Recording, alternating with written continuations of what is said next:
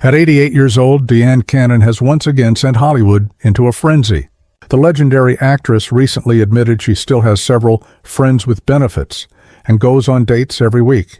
That confession alone caused a stir, but the real shocker came in 2025, when she was stopped by the Secret Service for lying about her age on her passport. Instead of putting 1937, the year she was born, she listed 1950. A choice she later explained came from vanity and a wish to feel younger. She was questioned for 45 minutes before being let go, and the story instantly went viral. It left many wondering what other secrets this remarkable woman might still be keeping.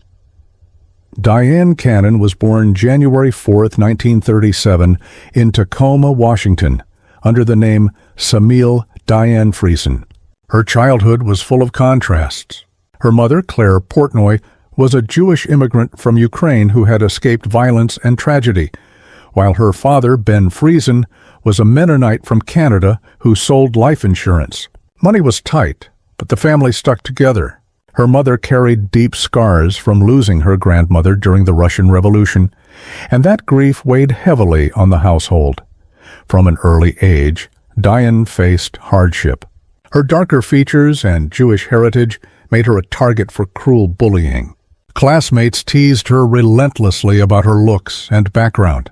Yet, even in those tough years, her spirit shone through.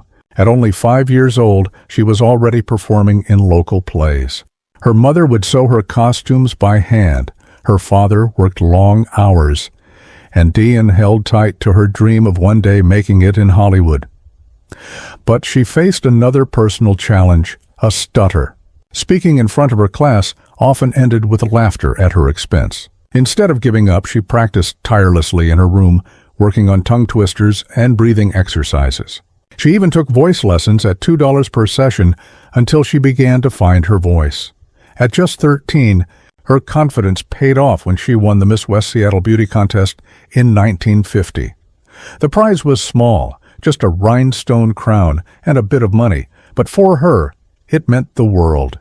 Soon after, she was modeling for the Sears catalog, making $5 an hour. She used that money to pay for tap dance lessons and practiced every day, determined to perfect her craft despite being told she didn't fit the Hollywood blonde image. In 1951, she entered West Seattle High School and quickly became the shining star of its drama club. She performed in Our Town, won Best Actress 3 years in a row, and even directed plays.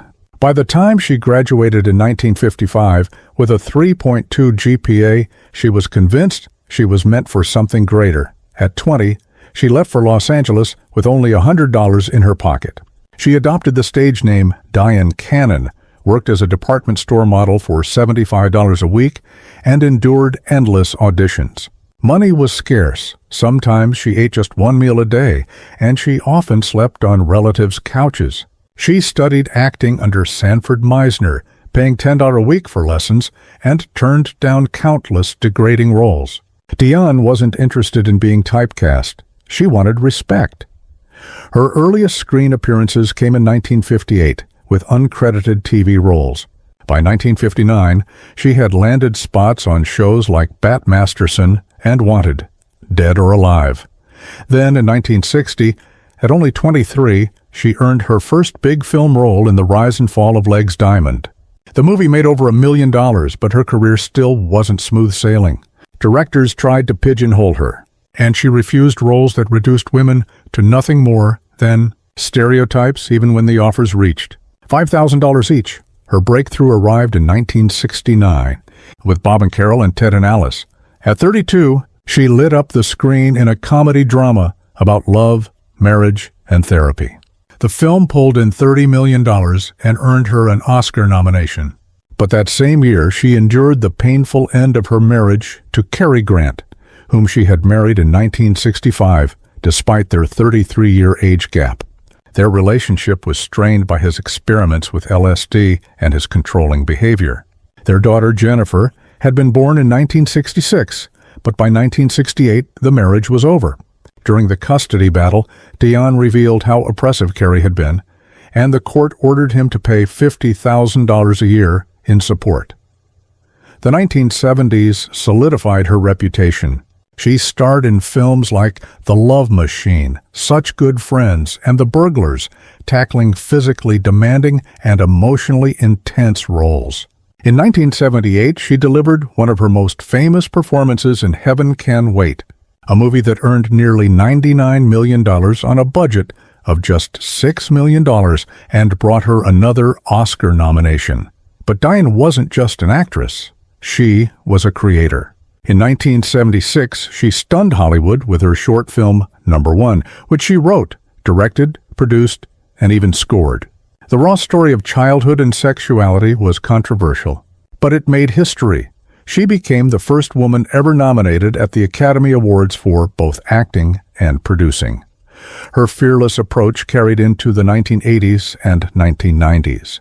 With standout work in miniseries like Master of the Game, her quirky and bold role in Ally McBeal, and her most personal project, The End of Innocence.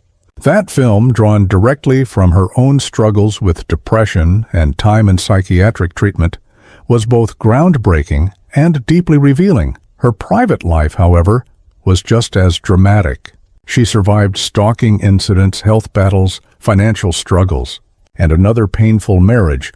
Her split from real estate investor Stanley Fimberg in 1991 was bitter. With her demanding $100,000 a month in support, still, she never stopped evolving.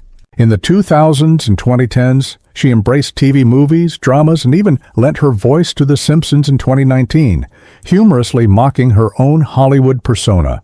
She also spoke openly about her Christian faith, which she embraced in the late 1990s, using her ministry to help women through their own battles.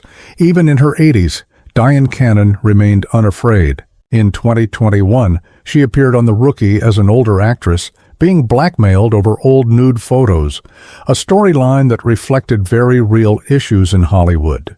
Then in 2024, she launched her podcast, God's Table Hollywood with Friends, blending shocking behind-the-scenes Hollywood stories with her faith. By 2025, the show had over 50,000 downloads, and of course, there was the infamous passport scandal. When Secret Service officers caught her listing 1950 instead of 1937 as her birth year, she later laughed it off on Instagram, writing, "Vanity is my middle name." But beneath the humor lies a tough truth. Women over 50 still receive 60% fewer roles in Hollywood. Through it all, Dyan Cannon's life has been a story of resilience, creativity, and constant reinvention. From a bullied child with a stutter in Tacoma to a Golden Globe-winning actress, director, and trailblazer, she has faced heartbreak and triumph in equal measure. And at 88, she's still proving to the world that age is only a number, and she's not done surprising us yet.